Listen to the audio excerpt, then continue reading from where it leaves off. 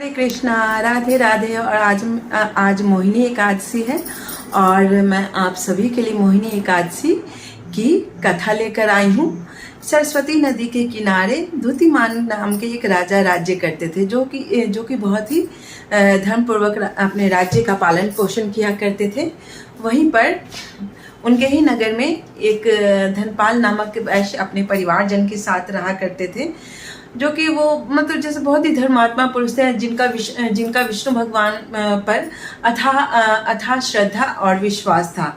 वे कुएं, तालाब, बागरी बाग, बगीचे, प्याऊ, पेड़ पौधे, पाठशाला बनवाना और भगवान विष्णु के न जाने उन्होंने कितने सारे मंदिरों का निर्माण कराया था।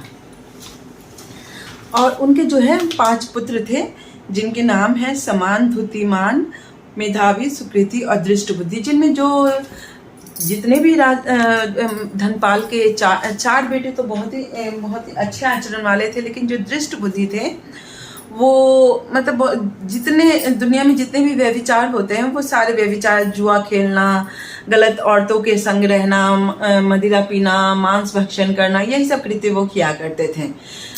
धनपाल उन्हें बहुत समझाते थे, पर उनके समझाने का उन पर कोई असर नहीं होता था। वो मतलब लगातार अपने उसी कृत्य में लगे रहते थे। एक बार जो है धनपाल उनसे मतलब जैसे परेशान होकर उन्होंने उसे अपने घर से भी निकाल दिया और धन से भी निष्कासित कर दिया। और वो राज्य में, पर फिर भी वो नहीं सुधरे और राज्य में भी वो इसी तरह से रहते थे। चोरी करना, डकैती करना, मांस भक्षण करना, यही सब वो कृत्य किया करते थे। राजा के सैनिक उन्हें बार बार पकड़ के ले जाते थे राजा के पास, और राजा जो है उनके पिता के अच्छे आचरण की वजह से उन्हें बार बार छोड़ दिया करते थे। लेकिन अंत में राजा भी उससे तंग होकर उसे अपने राज्य से निष्कासित कर दिया, जिससे वो जंगल में रहने लगे। और जंगल में रह के वो मांस भक्षण का कच्चे मांस मतलब जानवरों के खाने लगे। और वो इस तरह से करते करते बहुत दुखी हुए थे। अचानक उनके मन में बहुत ग्लानि होने लगी कि इस तरह से कब तक चलेगा। अचानक जो है मतलब उनके अच्छे कर्मों के कारण जो भी कौंडिल्य ऋषि गंगा स्नान को जा रहे थे, और आने के टाइम में उनके जो कपड़ों से कुछ बूंदे जो गंगा माँ के हैं वो उनके दृष्ट बुद्धि के शरीर पे पड़ी, जिससे कि उनकी जो मलिन बुद्धि थी और मतलब जैसे वो ठीक हुई। और वो कौंडिल्य ऋषि के पास गए और उन्होंने कहा कि प्रभु, मैंने तो बहुत ही अनगिनत, पता नहीं मैंने कितने पाप किए हैं कि मैं उसका अपने मुख से वर्णन नहीं कर सकता हूँ, कि कृपा कर आप मुझे कोई ऐसा उपाय बताएं जिससे कि मैं अपने पापों से मुक्ति पा लूँ। तो उस पर कौंडिल्य ऋषि ने कहा कि एक मतलब जैसे शुक्ल पक्ष में मोहिनी नाम की एकादशी आती है, उसका तुम विधि पूर्वक पालन करो और उस व्रत के प्रभाव से तुम्हारे जितने भी पाप है वो सारे धुल जाएंगे। तो दृष्ट बुद्धि ने पूरे नियम के साथ उन्होंने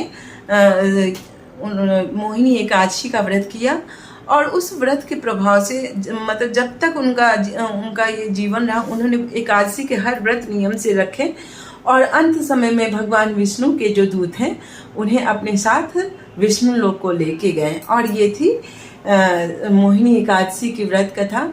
और मोहिनी एकादशी के व्रत के कथा से मतलब इतने पुण्य प्राप्त होता है, जिनका मतलब हम साधारण मनुष्य तो मुख से वर्णन नहीं कर सकते हैं। और कहा भी जाता है कि एकादशी के समान दूसरा कोई व्रत नहीं।